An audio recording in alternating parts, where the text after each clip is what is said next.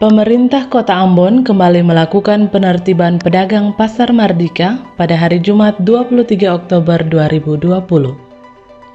Penertiban tersebut dilakukan langsung oleh perwakilan pejabat lingkup pemerintah Kota Ambon didampingi unsur TNI Polri. Terkait dengan relokasi pedagang yang bertujuan untuk dibangun kembali Pasar Mardika, kemarin pemerintah Kota Ambon sudah melakukan pembongkaran pada Pasar Mardika Induk dan rencananya besok akan dilakukan pembongkaran pada Pasar Apung 1, 2, dan 3 karena dalam waktu dekat pembangunan pasar ini harus segera dilakukan.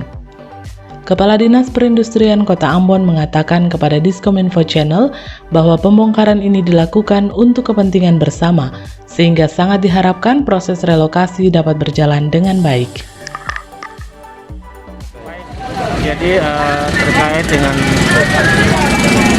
relokasi pedagang di Pasar Mardika yang nantinya diperuntukkan untuk nantinya kita akan membangun kembali Pasar Mardika. Ini nantinya besok kita akan melakukan pembongkaran di pasar di bagian pantai, ya, Pasar Apung 1, 2, 3, ya. Karena memang ini dalam waktu dekat ini pembangunan sudah harus dilakukan, sehingga untuk memperlancar jalannya pembangunan itu harus digunakan.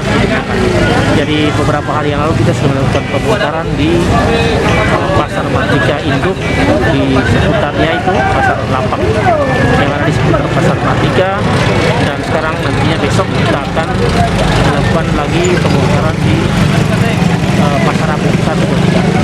Ya, kami kira karena ini untuk kepentingan mau tidak mau sudah tidak sudah kita harus dan kita sudah siap, ya, artinya membackup dalam pembongkaran ini. TNI Polri sudah siap dibantu yang berbagai, nantinya di besok hari tidak ada halangan, ya. Tentu harapkan juga supaya proses relokasi boleh berjalan dengan baik. Ini untuk kepentingan pembangunan.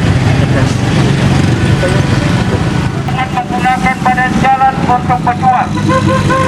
Seluruh payung-payung yang terbuka mengganggu perjalanan ditutup dan mundurkan jualannya. Barang sudah tertibkan. Beca-beca yang ada di area ini keluar. Beca-beca keluar semua, keluar dari sini. Keluar.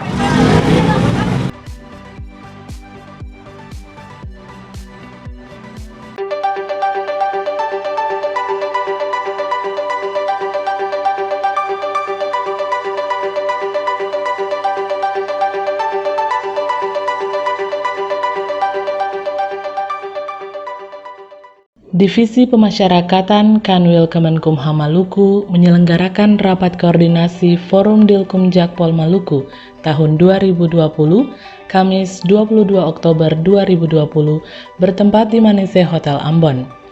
Kegiatan ini dilaksanakan dalam rangka sinergitas aparat penegak hukum di Maluku dalam pelaksanaan tugas dan fungsi penyelenggaraan sistem peradilan pidana terpadu.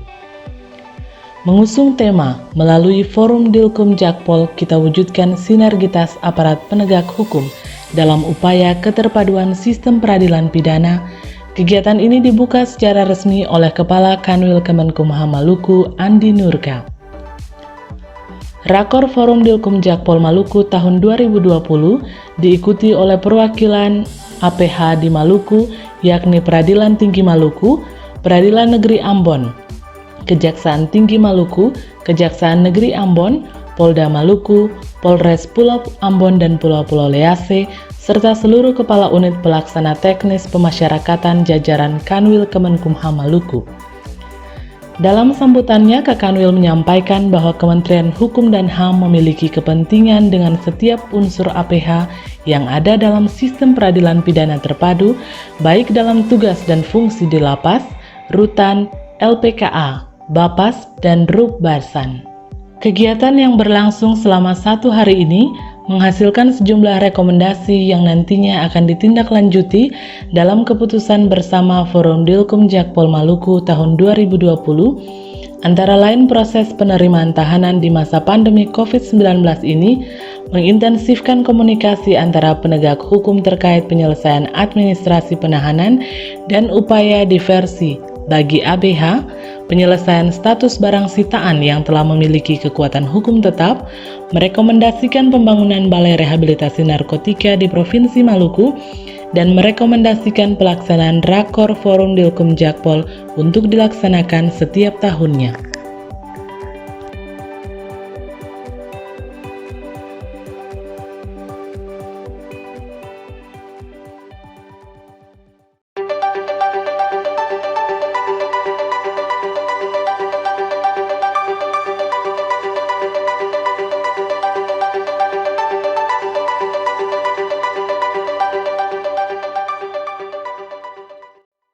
Kementerian Pendidikan dan Kebudayaan Republik Indonesia melaksanakan pendidikan dan latihan penguatan kepala sekolah modal luring yang dilaksanakan pada hari Jumat 23 Oktober 2020 bertempat di Hotel Manise, Ambon.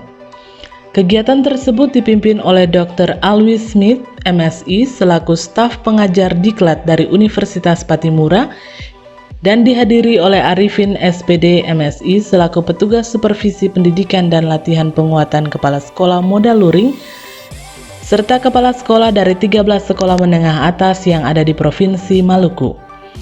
Pada kesempatan tersebut, Alwi Smith mengatakan bahwa kegiatan ini bertujuan untuk meningkatkan kapasitas kepala sekolah agar kepala sekolah bisa memiliki wawasan yang lebih luas, menjadi lebih profesional, kreatif, dan lebih mandiri. Hasil dari kegiatan ini diharapkan dapat dilaksanakan perbaikan fasilitas sehingga siswa dan guru bisa menjadi lebih nyaman. Diharapkan pendidikan di Maluku bisa lebih maju dan kualitas pendidikan lebih meningkat. Ya, terima kasih. Saya Alwi Smith, staf pengajar diklat penguatan kepala sekolah dari Universitas Patimura yang ditunjuk dari perwakilan dari Solo untuk meningkatkan kapasitas mereka sebagai kepala sekolah agar kepala sekolah lebih profesional, lebih kreatif, dan lebih mandiri.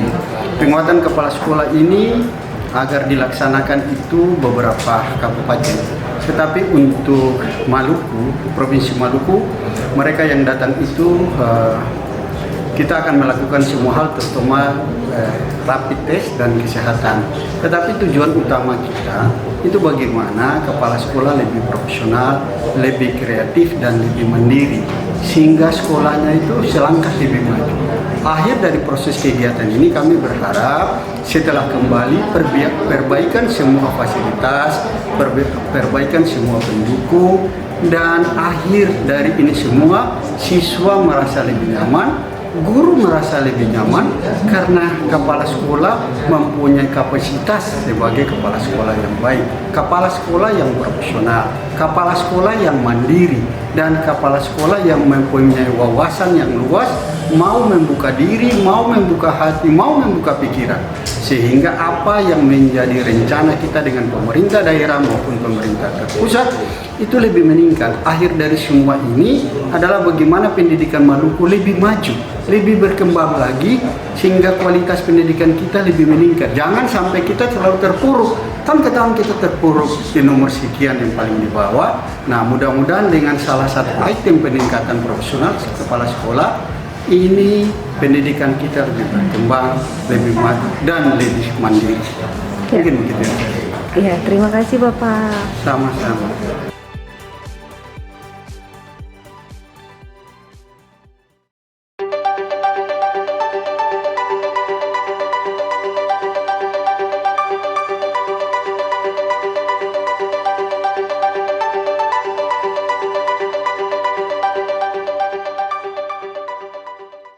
Jumat 23 Oktober 2020, pemerintah Provinsi Maluku melaksanakan rapat penetapan program kegiatan penanggulangan kemiskinan di Provinsi Maluku tahun 2020 bertempat di ruang rapat lantai 2 kantor Gubernur Maluku.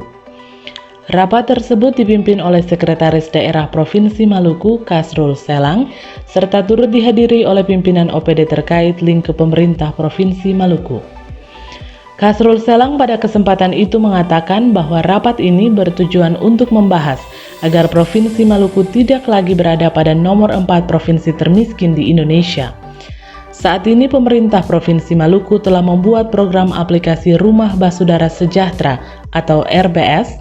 Rumah Basudara Sejahtera bertujuan untuk mendata kemiskinan yang ada di wilayah tersebut, apa yang membuatnya menjadi miskin, dan bagaimana caranya agar membuat ia tidak miskin. Semua harus bahasanya merasa bertanggung jawab. Kan selalu keton dibilang absen itu habis saja. Mesti absen itu sebelum masuk ya. Dulu gampang absen. Foto-foto dongeng saja di saya sama hati. Daripada tanda tangan bisa saja tanda tangan orang lain punya. Atau kalau foto kan saya bohong. Nah, ketum semua merasa terpanggil. Bagaimana sih ketum ini supaya kemiskinan yang ketum nomor 4 ini dia jadi nomor 4. Sebenarnya sih ketum punya semangatnya. Nah, semangatnya itu harus diikuti dengan fakta akademis, fakta dan segala macam sesuai dengan ketum punya fungsi-fungsi tadi. Tadi yang berkawan bilang ada ketum punya program aplikasi yang namanya Rumah Basudara Sejahtera. Sebenarnya Rumah Basudara Sejahtera dulu nih ketemu nama dia Rumah Maluku Sejahtera. Tapi begitu bilang Rumah Maluku Sejahtera atau RMS ketemu Sejahtera. Akhirnya ada berarti deh masalah lagi tuh Rumah Basudara Sejahtera. Begitu kan. Tadinya udah Rumah Maluku Sejahtera sebenarnya.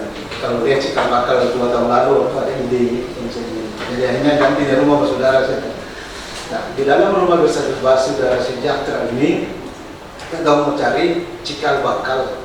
Kenapa sih? Ini sebenarnya programnya sudah di Ketum, sudah di Bukit misalnya ya, bahwa kemiskinan di wilayah itu siapa saja yang miskin, kenapa dia miskin, dan harus bikin bagaimana supaya dia miskin. Nah, kira-kira begitu ya. Nah, sehingga semua ketum yang diundang hari ini mengisi yang namanya RBS itu, Saudara Sejahtera. Katakanlah misalnya satu kawasan di situ. Nah, begitu ketemu di dalam RBS itu harus link dengan yang namanya DTKS. Nah, di sosial ini jangan sampai ketum merasa bahwa DTKS itu adalah miliknya dinas sosial saja gitu. Selalu ketum bilang pendekatan dengan tematik. Kalau ketum matematik itu adalah kemiskinan, maka leading sektor itu ada di sosial gitu. Sosial itu yang paling tahu orang yang termiskin di mana, yang setengah miskin di mana, dan seterusnya.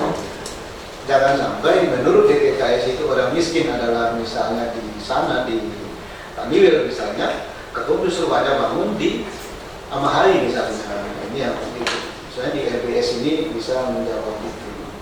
Nah, semua keterangan ini ketum yang merasa atau yang punya fungsi melaksanakan intervensi kemiskinan ini harus kuasai itu DTKS.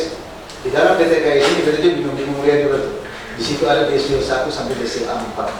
Jadi pendekatannya itu ada desil 1 itu yang paling miskin, desil 2, nah presentasinya itu seperti itu. Nah, nanti kalau orang punya pendekatan itu berarti desil 1 bangun ke dulu, desil 2, 3, desil 4. Begitu ya Pak Don, sadar. Jadi misalnya desil 1 yang paling banyak termasuk di PKH itu ada sekian. Nah, sehingga kadang-kadang itu juga salah-salah mendapat informasi. Sering Pak Gubernur bilang, ketua rumah miskin ini, rumah tidak layak ini ada 300 ribuan. Itu kalau ketua gabung dari DT 1 sampai DT 4. Gitu ya. Nah, itu kalau dong lihat di data DTKS, ini kesukaan perencanaan harus punya DTKS itu. DTKS itu dia bilang tiap 6 bulan harus diupdate. Tapi ternyata waktu kita di perumahan lihat sudah 2 tahun ini berubah-ubah gitu. Dan ini nanti DTKS ini kapan DTKS ini kan dia tarik ke pusat itu ada sekretariat tetapnya. Mungkin kalau di provinsi mungkin ada juga sekretariatnya itu ya. Waktu di perumahan itu begitu ketahui di data DTKS RT-nya rumah tidak layak huni itu ternyata itu 60% itu bias gitu. Begitu ketemu turun ke satu lokasi, ini ada nama inilah, ini semua meninggal lah, ini sepindah lah, segala macam begitu. Nah, ini juga ya apa itu dinamikanya tersendiri gitu kan.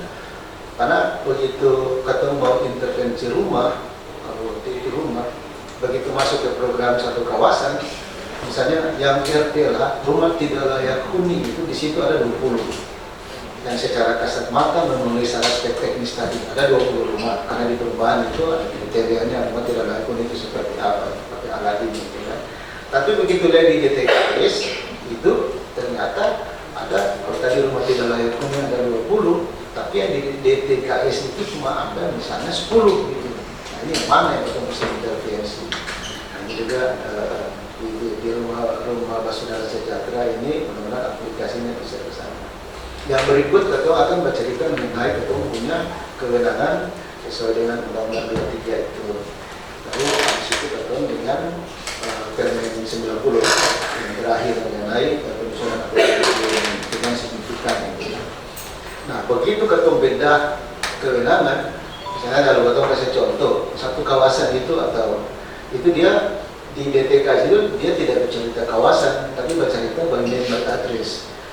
Satu contoh misalnya ada satu desa katakan gitu. Ternyata orang miskin yang di satu tadi itu ada 50 rumah gitu, 50 rumah. Nah begitu kita melihat ternyata mata pencaharian utama daripada kepala keluarga di situ adalah tukang misalnya, tukang A, tukang B, tukang C. Ada satu desa itu tukang mengundang semua. Nah ini ketemu kasih intervensinya seperti apa gitu. Nah nanti di RPS itu, jadi ketemu cerita bukan bagian dari adres tadi ekonomi wilayah itu akan ketemu kembangkan. Kan ketemu semungkin misalnya Ibu Diana kasih sapi satu orang satu rumah karena miskin satu. Itu berarti ketemu pengembangan atau pendekatan by name gitu. Nah kalau sudah by name begitu, tugas ketemu ini akan selesai sampai berapa puluh tahun. Pasti ketemu energinya sih cukup. Ibu Diana mau kasih sapi orang miskin ada 19% tadi itu kan semungkin kan. Tapi bagaimana ketemu bercerita pengembangan wilayah. Oh dia memang tanamannya banyak, tapi dia bisa pasar gitu. Kita ketemu bangun jalan di situ provinsi. Dari produksi ke pasar gitu supaya gitu. Ya misalnya dong ketemu kasih contoh. Dulu jalan ini mesti yang senior. Jalan dari Kiru ke Taniwel itu ketemu hampir jalan.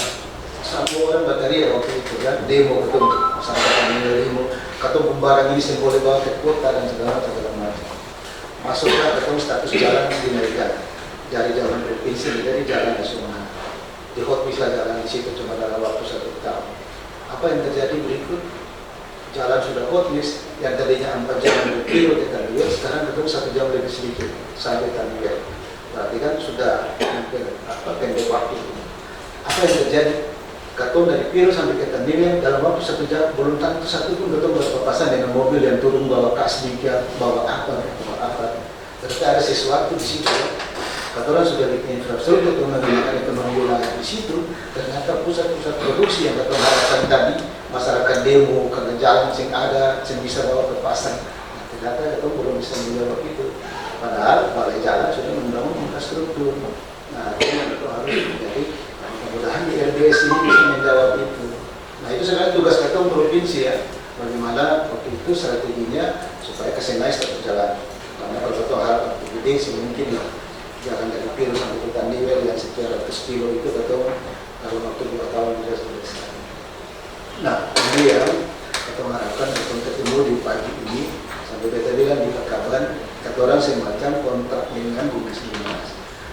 Sekian rupiah pun yang kata usul itu dia menurunkan angka kemiskinan berapa banyak. Nah ini yang tahu dari sosial sebenarnya yang sudah di DTKS itu seperti apa. Jangan sampai kita sering kasih contoh DTKS itu orang bilang orang miskin banyak, katakanlah kita bilang satu desa yang masuk katakanlah ya, contoh saja yang masuk orang miskin di situ banyak. Tapi di DTKS-nya bilang di situ, tapi perubahan pada ini bangun rumah di mana tuh? Atiahu misalnya, Ibu Diana bangun misalnya di Gemba. Di sini kita sing intervensi dia mau khususnya ini kira-kira gitu. Jadi kesimpulan bahwa berapa duit pun yang akan masukkan di dalam menangani kemiskinan, kata kuncinya adalah tepat sasaran. Oke ya? Nah supaya di tepat sasaran ikuti yang berbeda dengan sosial ini yang harus di PKS. Tahun depan kita mau kasih turunan dari kemiskinan di mana? Sama usul. Oke semua sama usul. Jangan dia sama usul. Pak Doni dengan DKH-nya, Pak ini masuk tanpa lain, dia tanpa lain, PKH tanpa lain. kurang orang miskin tak mampus. Jadi kata kuncinya adalah tepat sasaran. Supaya di tepat sasaran, bagaimana caranya? Berbeda dengan sosial menjadi leading sector. Supaya yang saya itu tinggal kerolek saja. Selalu kita ingatkan dari dulu bahwa untuk membangun yang begini-begini, kata orang sudah harus ada yang namanya leading sector. Kalau tematik, kalau kita mau bangun pertanian untuk sebagai trigger di Seram, maka pertanian menjadi leading sector di sana.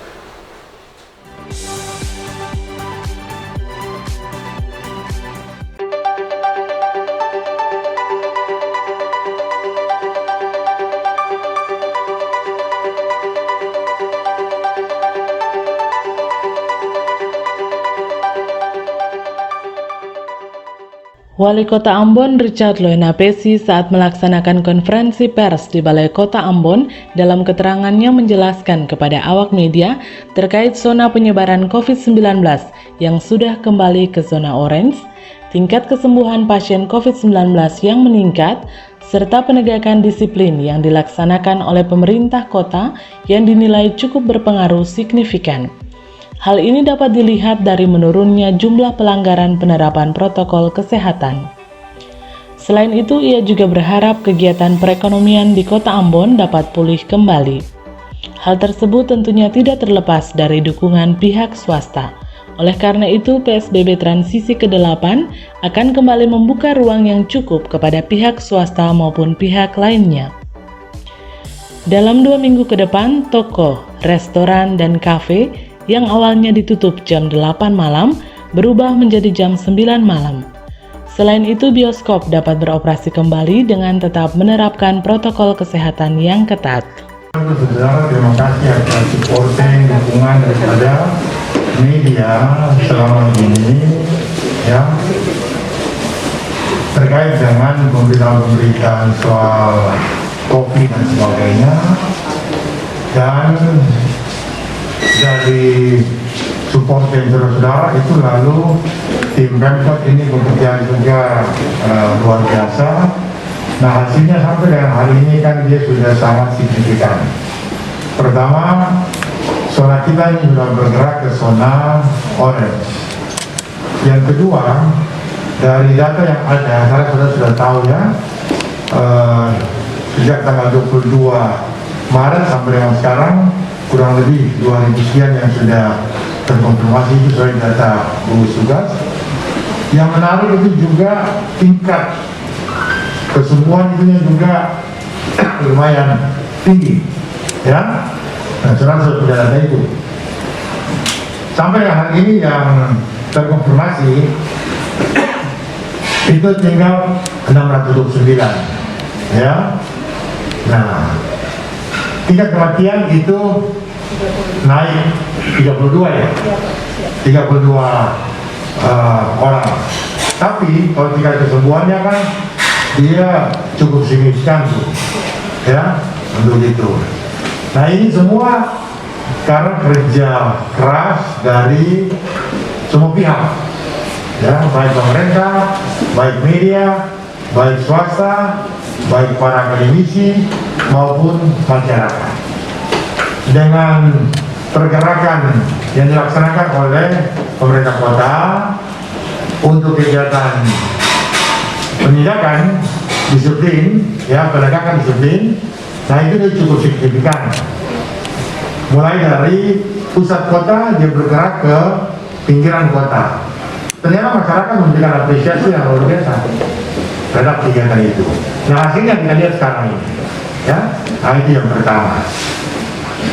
Pada sisi lain juga kita berharap sungguh supaya ekonomi kita ini bisa kita recovery secara perlahan. Kesehatan penting, tapi juga kita punya ekonomi juga jangan sampai dia mengalami dampak yang kuat. Dukungan dan partisipasi pihak swasta itu juga sudah sangat signifikan. Oleh karena itu, kita akan lanjutkan lagi masa PSBB kita, ya, ke periode yang ke-8. Tetapi kita memberikan ruang yang cukup juga kepada pihak swasta. Jadi gempa bumi. Terima kasih. Ya, kepada pihak swasta maupun pihak lainnya untuk juga diberikan ruang yang cukup. Ya, antara lain misalnya, selama ini kan toko-toko itu kita tutup jam malam, kafe, restoran, rumah kopi. Nah kali ini 2 minggu ke depan itu kita akan izinkan untuk toko-toko dan restoran, kafe ditutup jam 9 malam. Jam 9 malam.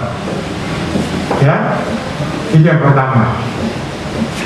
Yang kedua, kali ini kita akan izinkan untuk sinema, ya, bioskop itu mulai bisa beroperasi lagi. Ya, dari itu mulai hari Senin yang akan datang. Dengan catatan pertama, kapasitas penonton itu hanya 50%. Itu yang pertama. Yang kedua, semua penonton itu wajib menonton memakai masker. Ya. Yang ketiga, dia mulai beroperasi jam 10 pagi sampai dengan jam 8 malam. Disertai dengan pengawasan yang ketat oleh gugus tugas dan aparat, terutama dalam pelaksanaan prokes, protokol kesehatan. Jaraknya, kemudian maskernya, kemudian hand sanitizer-nya di tangannya, ini semua menjadi perhatian kita. Nah, selain itu, untuk angkutan tetap kita masih dengan pola yang ada sekarang. Ya, di Eropa itu jadi tetap tempatnya itu kapasitas 50% ya, 50%. Nah, terminal juga tetap jam 6 sudah tutup karena transaksi aktivitas masyarakat ini cukup tinggi di terminal. Oleh karena itu kita harus betul-betul tetap menjaga itu, jangan sampai dia menjadi kluster baru. Kita akan evaluasi lagi 2 minggu.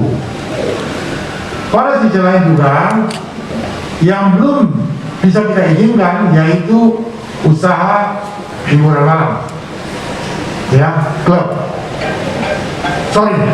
karaoke, itu yang belum bisa kita izinkan. Kita akan ikuti terus tren perkembangannya, karena rata-rata karaoke itu kan dia di tempat tertutup, ya, tempat tertutup. Nah ini akan berbahaya sekali buat kita. Tetapi para pegawai karaoke yang menyurat untuk minta bantuan, kita bisa kasih bantuan untuk itu, sembako terutama, ya, untuk itu. Nah itu hal yang kedua yang saya mau sampaikan kepada saudara-saudara. Yang ketiga, terkait dengan informasi-informasi yang beredar soal masalah Pemkot bohong, Pemkot nggak tanggung jawab terkait dengan soal TPA, ya, TPA. Sekarang ada perbedaan keterangan dari pemerintah kota dan pemerintah provinsi, dalam hal ini Dinas Kehutanan. Saya mau tegaskan, sesuai penjelasan daripada Kepala Dinas Kehutanan Provinsi, bahwa yang dimaksudkan oleh beliau dalam keterangannya bahwa lahan yang dimaksud oleh beliau itu adalah lahan yang bukan di TPA Paso, yang itu oleh beliau dimaksudkan sebagai HPR. Tapi yang Paso itu jelas adalah hutan lindung, ya. Nah sehingga kita tidak terjadi lagi pembiasan pemberitaan. Saudara tahu, kita itu sudah anggarkan untuk ganti rugi. Cuma seluruh mekanisme itu harus betul-betul proporsional dan normatif. Kemarin saya sudah ketemu dengan keluarga-keluarga, dengan dia punya lawyernya, pengacaranya. Saya sudah menjelaskan betul kepada mereka dan mereka sudah pahami betul. Mereka sudah pahami betul untuk itu. Tinggal kita memproses dia. Saya sudah tugaskan itu, saya punya kepala keuangan Bapeda untuk konsultasi dengan pemerintah pusat. Sudah, Kementerian Dalam Negeri sudah oke, tidak ada masalah untuk mengakomodir ya ganti rugi kepada hak atas tanah itu. Tapi tetap berpedoman kepada aturan. Kalau itu hutang lindung, maka ada dua alternatif. Bisa izin pakai saja, atau merubah usul perubahan untuk status hutang lindung itu menjadi hutan pengguna lain, ya. Nah itu yang terjadi. Jadi sudah dijelaskan oleh keluarga semua untuk itu, dan mereka sudah pahami, tim lawyer sudah pahami. Oleh karena itu, kalau orang yang nggak paham, sebaiknya jangan memberikan komentar. Itu dia. Karena kalau komentar berlebihan, itu bisa provokatif. Ya, untuk itu. Saya pahami betul itu aturan bagaimana. Ya, untuk itu. Nah itu hal kedua yang saya mau sampaikan buat saudara-saudara. Hal yang ketiga juga, terima kasih banyak juga saya mau sampaikan buat masyarakat ini. Karena masyarakat ini kritik pemerintah kota seakan-akan kurang tegas dalam melaksanakan protokol kesehatan. Di luar bagus, di dalam nggak bagus. Ya atas masukan masyarakat, lalu kita bikin bagus. Ya, pertama nggak boleh lagi itu kendaraan masuk di halaman, dan semua orang wajib untuk tes termogan. Kalau mau ketemu wali kota, ketemu wakil, ketemu sekot, disertai yang syarat berikut, wajib rapid. Ya, sebetulnya kan kalau kemarin kan saya pikir udahlah, ya kita saling menjaga saja. Tapi karena masyarakat tidak mau, nggak bisa mesti ketat, ya sudah saya ketat. Ya dia begitu. Itu yang saya mau sampaikan buat kalian, dan ternyata itu positif sekali untuk itu. Ya, nah tingkat kematiannya juga itu rendah, dan tingkat kesembuhan dan partisipasi masyarakat juga luar biasa. Kalau misalnya ada 1-2 yang komentar, ya saya rasa itu wajar-wajar saja. Yang terkonfirmasi kan 629. Ya, kalau satu komentar ada 628 yang saya komentar. Nah, kita mendengar 628 atau mendengar yang satu? Tidak. Nah, tapi karena dia juga bagian daripada masyarakat, ya sudah kita perhatikan dia juga.